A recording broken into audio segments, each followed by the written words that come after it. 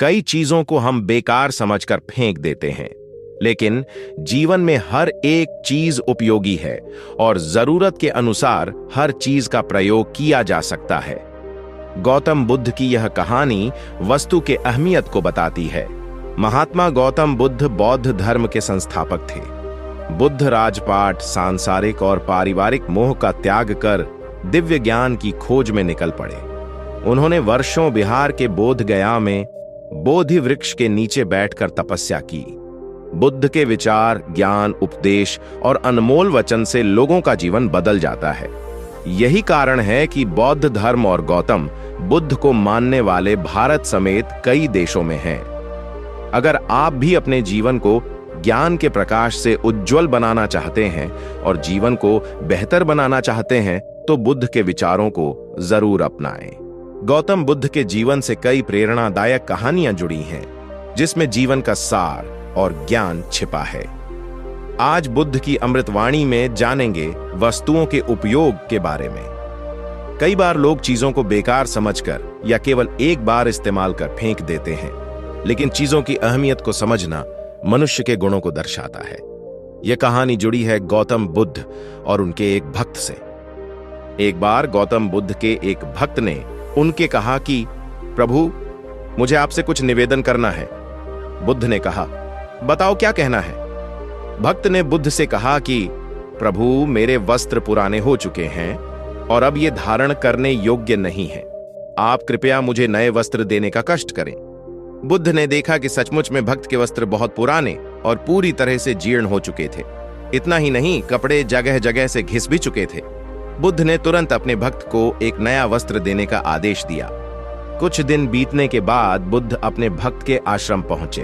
बुद्ध ने उससे पूछा कि क्या अब तुम अपने नए वस्त्रों में आरामदायक महसूस कर रहे हो? क्या तुम्हें और भी किसी चीज की जरूरत है तो बताओ।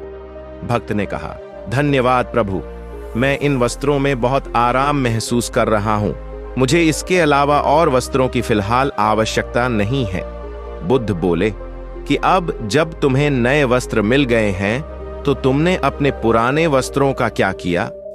भक्त ने बुद्ध से कहे कि मैंने अब उसे ओढ़ने के लिए प्रयोग कर रहा हूं।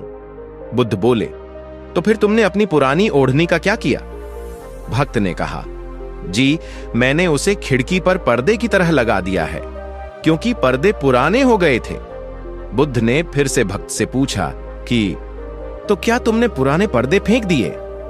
भक्त ने कहा, नहीं नहीं प्रभु, मैं तो पर्दे के टुकड़े कर उसे रसोई में गर्म पतीलों को आग से उतारने के लिए इस्तेमाल कर रहा हूं। बुद्ध ने कहा, ओह, तब तो फिर रसोई के पुराने कपड़े को तुमने फेंक दिया होगा।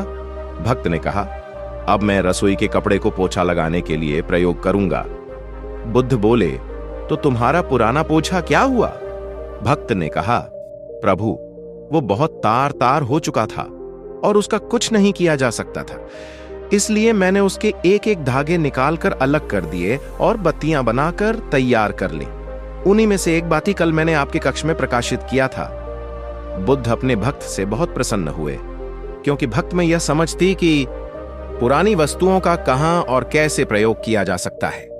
ऐसे लोग बहुत कम होते हैं जो वस्तुओं को बर्बाद नहीं करते। आज लोग एक कपड़े को 1 से 2 बार पहनकर हटा कर देते हैं। थाली में भोजन तो भरकर ली जाती है, लेकिन खाने से अधिक भोजन नाले में जाता है। आज आधुनिक युग में हमें ऐसी ही समझ की जरूरत है, लेकिन निराशावश हम ऐसे दौर में हैं जहां पुराने कपड़ों का पोछा बनाने वालों पर मीम बनाई जाती है। आप पुराने कपड़ों का भले ही पोछा न बनाएं, लेकिन वस्तु की उपयोगिता को समझें और उपयोग की जाने वाली चीजों को नष्ट करने से बचें। फिर चाहे वह पुराने वस्त्र हो, भोजन हो, जल हो या अन्य कोई भी चीज। इस बात का ध्यान रखें कि प्रकृति और जीवन में मिला सब कुछ धन्य और अमूल्य है। तो दोस्तों, आशा करता हूं कि इस कहानी में आपको कुछ सीखने को मिला है। ऐसे ही ज्ञान से भरपूर वीडियो पाने के लिए चैनल को सब्सक्राइब करें। फिर मिलते हैं एक नया कहानी के साथ।